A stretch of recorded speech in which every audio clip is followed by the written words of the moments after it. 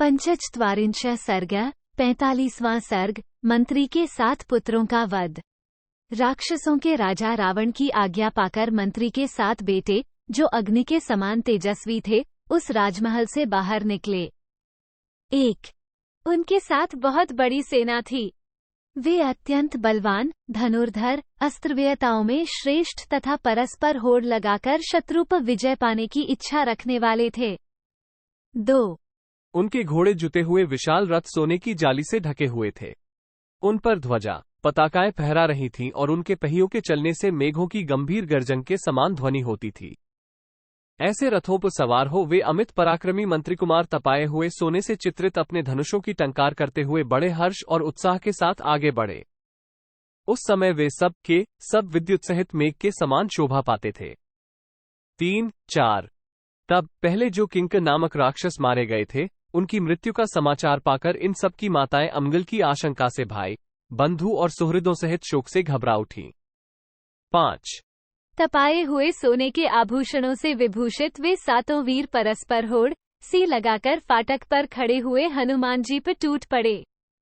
6 जैसे वर्षाकाल में मेघ वर्षा करते हुए विचरते हैं, उसी प्रकार वे राक्षस रूपी बादल बाणों की वर्षा करते हुए वहां विचरण करने लगे। रथों की घरघराहट ही उनकी गर्जना थी।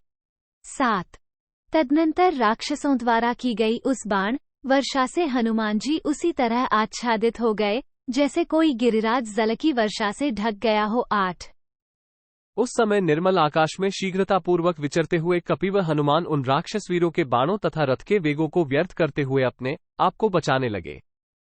9 जैसे व्योमंडल में शक्तिशाली वायुदेव इंद्रधनुषयुक्त मेघों के साथ क्रीड़ा करते हैं, उसी प्रकार वीर पवन कुमार उन धनुर्धर वीरों के साथ खेल सा करते हुए आकाश में अद्भुत शोभा पा रहे थे।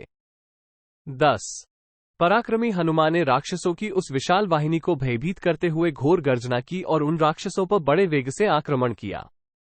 11 शत्रुओं को संताप देने वाले उन वानरवीर ने किन्हीं को थप्पड़ से ही मार गिराया, किन्हीं को पैरों से कुचल डाला, किन्हीं का घूंसों से काम तमाम किया और किन्हीं को नखों से फाड़ डाला।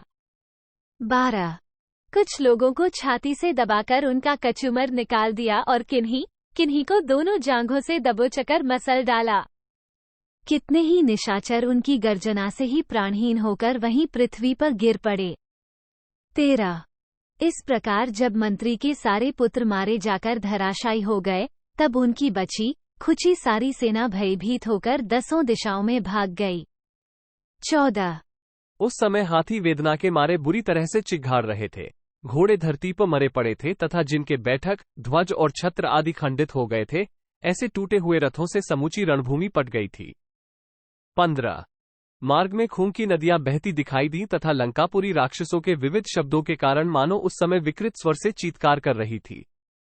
16 प्रचंड पराक्रमी और महाबली वानरवीर हनुमान जी उन बड़े चढ़े राक्षसों को मौत के घाट उतारकर दूसरे राक्षसों के साथ युद्ध करने की इच्छा से फिर उसी फाटक पर जा पहुंचे।